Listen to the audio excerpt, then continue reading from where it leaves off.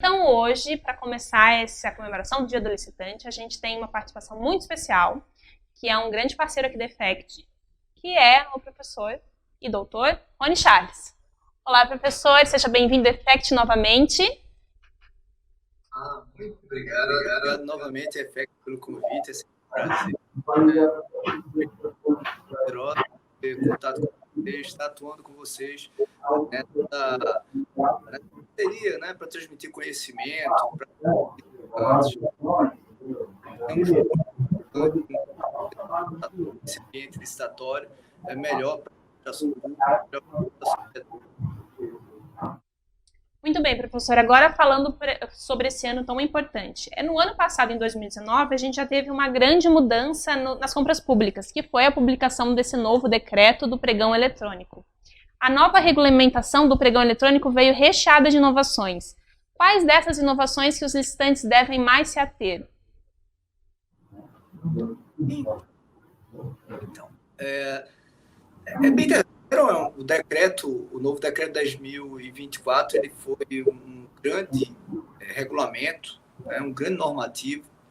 Merece parabéns àqueles que atuaram na construção da minuta, sobretudo porque a construíram através de um processo democrático de debate com diversos setores, mercado, entidades corporativas, órgãos de controle, a administração como um todo, e isso é um passo muito importante para o que nós chamamos de administração pública dialógica, né? Que é impor regras, dialoga com os diversos setores para construir tais regras.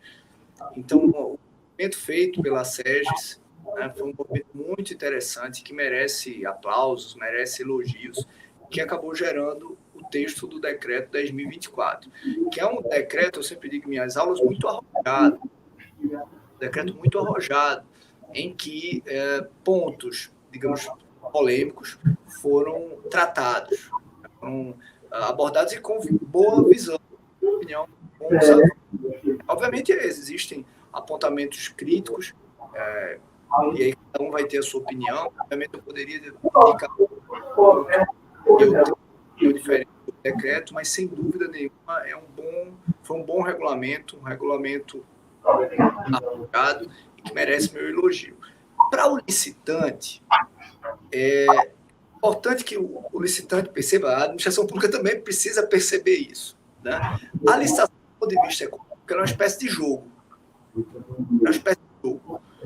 Cujo objetivo para o licitante é conseguir, obviamente, vencer a licitação com uma proposta mais vantajosa para ele, né, em que ele consiga ainda ter uma boa margem de lucro. Já para a administração pública é um jogo cujo objetivo é conseguir a melhor proposta possível para o fornecimento de um serviço, de um bem, de uma obra, no caso do pregão, bens e serviços comuns. Mas é um jogo, né? É um jogo que tem determinadas regras. Um grande avanço do atual decreto é que ele permite certa flexibilidade nessas regras. Então, os licitantes eles precisam se antenar para essa possibilidade de flexibilidade nas mudanças das regras. Né? Então, eu diria, por exemplo, uma grande novidade nesse decreto que precisa de certa atenção pelos licitantes é a possibilidade de nós termos dois modos de disputa. O modo de disputa aberto, como era tradicional, agora sem o tempo randômico, né? E o modo de disputa aberto-fechado, que manterá o tempo randômico, mas dividirá a fase de lances em dois momentos. Momentos em que todos disputarão por lances e no momento em que apenas os melhores classificados darão um último lance fechado para definir quem será o vencedor da licitação. Então, o licitante precisa saber ler o edital e saber disputar esse jogo de acordo com a regra que foi posta. Uma outra novidade muito interessante, particularmente eu fiquei muito feliz com ela, porque eu já defendi essa tese para o pregão em meu livro, é a possibilidade do orçamento sigiloso no pregão. Com essa regra do jogo, que é também facultativa, que é também flexível, né? Órgãos farão orçamento sigiloso, outros órgãos não realizarão orçamento sigiloso, mas com esta regra, a administração poderá deixar de informar na licitação, no início da licitação, o seu preço estimado. E os licitantes precisam ter uma certa percepção da influência dessa omissão do orçamento sigiloso em relação propostas. Eu particularmente gosto dessa ferramenta orçamento sigiloso, obviamente que nem sempre ela é uma boa ferramenta, nem toda licitação deve ter orçamento sigiloso, mas em muitas delas ele pode ser uma boa ferramenta para que a administração busque justamente essa proposta mais vantajosa, né? Uma outra regra que os licitantes precisam se antenar, isso aí por conta, e aí eu digo a primeira foi então a questão dos modos de disputa, a segunda, o orçamento sigiloso, e a terceira regra que os licitantes precisam se muita atenção envolve a questão da obrigatoriedade do pregão, né? Já que há um dispositivo do decreto que tenta induzir a obrigatoriedade do pregão eletrônico para bens e serviços comuns por estados e municípios quando eles firmarem contratações com recursos decorrentes de transferências voluntárias vindo da União, vindo de órgãos federais. Então, é muito interessante esse aspecto, porque a tendência é que esta obrigatoriedade gerada pelo novo decreto do pregão, ela induza um aumento exponencial do uso do pregão eletrônico, notadamente por municípios, né, que ainda são muito resistentes ao uso desta modalidade. Isso porque eles, em princípio, terão uma maior, digamos, maior estímulo dos órgãos federais, dos convênios, das transferências voluntárias, para usar o pregão eletrônico, né? E com a utilização do pregão eletrônico, ficará muito clara a vantagem na redução do preço dele. O pregão eletrônico, as licitações eletrônicas propriamente ditas, é porque o único exemplo que nós temos hoje no regime tradicional é o pregão. Mas as licitações tradicionais, eletrônicas, elas reduzem muito o custo transacional e aumentam bastante a competitividade. Com isso, elas produzem certames mais competitivos e uma boa redução de preço, percentual alto. Então, com o passar do tempo, aqueles municípios que utilizarem pregão eletrônico para suas transferências voluntárias e utilizarem pregão presencial ou outras modalidades para suas outras licitações, se depararão com uma grande diferença digamos, de objetivo, né? Por exemplo, no pregão eletrônico, uma redução de 30%, 40%, e no presencial ou nas outras modalidades, uma redução de 5%, 8%. E essa divergência, essa discrepância, certamente será percebida pelos bons gestores e será percebida também pelos órgãos de controle. Então, já há tribunais de contas estaduais que estão apontando para os seus órgãos: olha, use o pregão eletrônico não apenas nas licitações com recursos federais, mas use pregão eletrônico também com próprios recursos. Porque realmente a utilização da modalidade eletrônica, do formato eletrônico de licitação, essa formatação, ela permite uma redução do custo transacional, um aumento da competitividade, e isso, em grande parte da agitação, notadamente para bem, pode reduzir muito o preço contratado, auxiliando a administração pública a economizar recursos, o que nós precisamos em momentos como esse. Então, 3 pontos que merecem, na minha opinião, destaque: modo de orçamento sigiloso e essa obrigatoriedade, né? Um ponto negativo que merece uma certa atenção dos licitantes é que, o ponto negativo para mim do decreto, é porque o decreto ele reduziu o prazo para impugnação ao edital. Se antes nós tínhamos um prazo de 2 dias antes da sessão, agora o decreto fala em 3 dias úteis. Esse é um ponto que, particularmente, eu acho que o decreto escamba para a ilegalidade, né? E isso pode gerar alguns problemas para os licitantes que não perceberem essa regra, porque muitos editais estão adotando essa disposição já de 3 dias úteis antes da sessão como prazo máximo para impugnação. Eu, particularmente, acho que é ilegal. Acredito que o licitante tem o direito a impugnar, mesmo ainda ultrapassando esse prazo de 3 dias e respeitando o prazo de 2 dias dado pela Lei 8.666, mas, obviamente, isso gerará certo debate, certa discussão nas licitações propriamente ditas, e o licitante deve, se for possível, fazer a impugnação nesse período dado pelo decreto. Se não for possível, e aí ele busca os seus direitos e exija da administração respeito a esse direito definido pela própria Lei 8.666. Exatamente, professor. E aproveitando o gancho ali de você ter falado sobre essa obrigatoriedade dos municípios também participarem do pregão eletrônico, já foram publicados os prazos que esses entes federativos devem aderir ao pregão eletrônico. Então, será em 2020 o ano dessa grande passagem, onde eles vão aderir? Será que vai acontecer? Não vai? Sim, a SES, de forma muito rápida, dirigente, ela já regulamentou escala de aplicação do novo decreto para municípios e para estados. Então, nós já temos essa aplicação para órgãos federais, para estados e para os municípios. Essa obrigatoriedade se dará em escalas no decorrer de 2020, para que eles possam se adaptar. Então, sem dúvida, 2020 é um grande passo. Não apenas pela aplicação do decreto, mas também porque a discrepância alcançada, o aumento de competitividade, a redução de valor alcançado com os certames será percebido pelos bons gestores e também pelos órgãos de controle, o que gerará uma indução ao uso do pregão eletrônico para além, inclusive, do que está previsto no decreto. Em princípio, eu acredito que há uma tendência ainda em 2020 dos órgãos de controle apontarem, olha, município, usa pregão eletrônico para registrações com seus recursos mesmo, porque você tem conseguido uma redução muito interessante com o pregão eletrônico.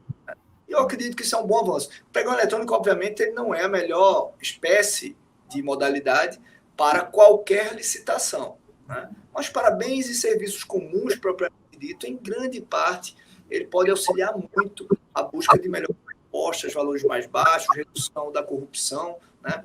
O aumento da competitividade e a transparência talvez sejam os maiores remédios contra a corrupção que nós dispomos. Muito bem, professor. Muito tem se falado também que uma nova lei geral de licitações e contratos pode surgir também em 2020. O que o licitante pode esperar ainda dessa nova lei? Então, é muito provável, né? Muito provável que nós tenhamos uma nova lei, não é definitivo isso, né? O atual projeto ele voltou agora para o Senado e é possível que tenhamos aprovação ainda em meados de 2020. Eu apostaria final do primeiro semestre, eu poderia indicar início do segundo semestre de 2020, final do primeiro semestre de 2020. De todo jeito, a nova lei certamente preverá um prazo para a sua entrada em vigor, de alguns anos. Agora, tem dois fatores que podem atrasar essa expectativa. Muitos amigos, muitos colegas que atuam nas licitações estão apostando nessa aprovação final do primeiro semestre, início do segundo semestre. Eu, particularmente, tenho ainda um certo receio em adotar essa data, ter essa expectativa. Porque há dois fatores que podem influenciar, impactar muito na aprovação do projeto de lei que hoje está ainda em ação no Congresso. A primeira é talvez a intenção da própria administração de tentar melhorar o que está, por enquanto, aprovado, né? Nós temos hoje o Ministério da Economia com a visão, na minha opinião, mais antenada com a inovação tecnológica do que no passado recente. E, na minha opinião, embora o PL tenha boas ferramentas que foram absorvidas da experiência com o RDC e com a lei das estatais, me parece que ele ainda adota uma plataforma, na minha opinião, antiquada, né? Nós não temos uma boa referência a um e-commerce público, né? Uma plataforma eletrônica de negociação pública, algo que para mim é impensável não se falar na nova lei de licitações. Nós temos que pensar na nova lei de licitações projetando para 10, 20 anos, para não ocorrer o mesmo erro que ocorreu com a 8666, em que nós aprovamos uma lei que já estava defasada quando de sua aprovação.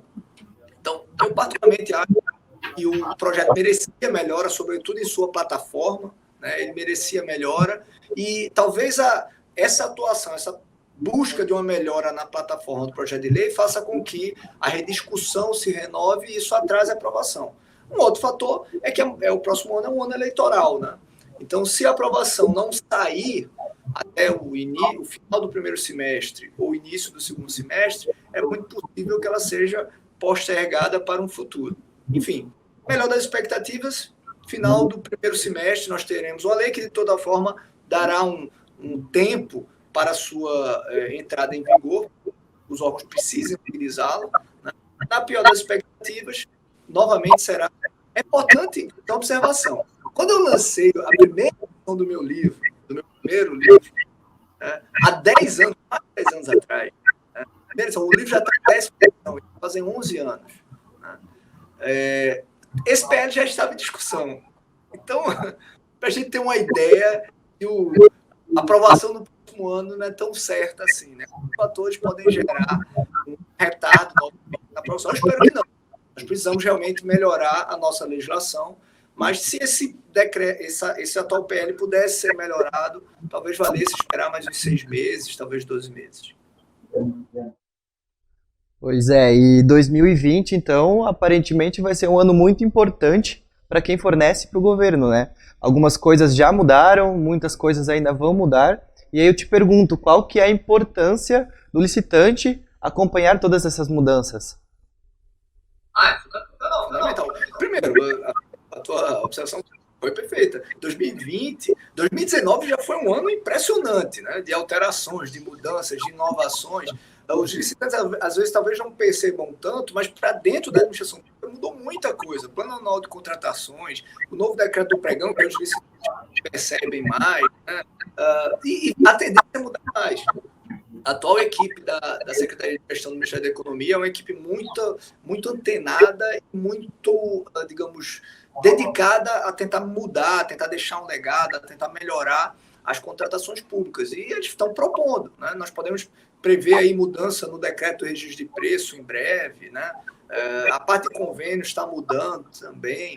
Então, certamente teremos mais mudanças ainda em 2020 que impactarão o regime jurídico licitatório. Como disse no início, sob a perspectiva econômica, a licitação é um jogo. Sob a perspectiva econômica, a licitação é um jogo. Quem sabe a regra do jogo ganha vantagem para vencê-lo. Né? Então, ele tenta buscar conhecimento, seja em capacitação, seja em bons repositórios, bons livros. Ele precisa buscar conhecimento para que ele tenha vantagem nesse jogo. Né? Se ele não se antenar, se ele não conhecer as regras, certamente ele terá vantagem e mais dificuldade em alcançar a vitória. Exatamente, perfeita sua colocação. Agora quem tem detém maior conhecimento consegue ter uma competitividade maior dentro desse mercado que está se modernizando, está caminhando com essa revolução tecnológica, né, que nós vivemos agora nesses últimos anos. Mas então quero te agradecer, professor Rony, por dedicar mais uma vez o seu tempo aqui a gente, aos licitantes, estar compartilhando o seu conhecimento nesse dia que é especial para todos, né, que é o Dia do Licitante. Muito obrigado, viu? Eu aqui agradeço. Eu agradeço a Effect, o convite a vocês, por intermediar esse nosso bate-papo. Muito obrigado mesmo. Sempre é um prazer o acesso à empresa, né, o contato no ano passado. Fiquei impressionado com a boa energia, a dedicação, a empolgação de todos na busca do melhor resultado possível. Né? Até recebi um brinde, gostei muito. Obrigado. Lindo. É uma caneca que está sempre aqui nas minhas lives ou quando eu estou trabalhando no meu escritório. Então, muito obrigado pelo carinho que vocês sempre tiveram. É sempre um prazer ter esse contato com vocês e sempre à disposição para vocês. Legal. Perfeito, professor. Muito obrigada. Agradecemos de novo e até nosso próximo encontro. Até o próximo. Forte abraço, pessoal.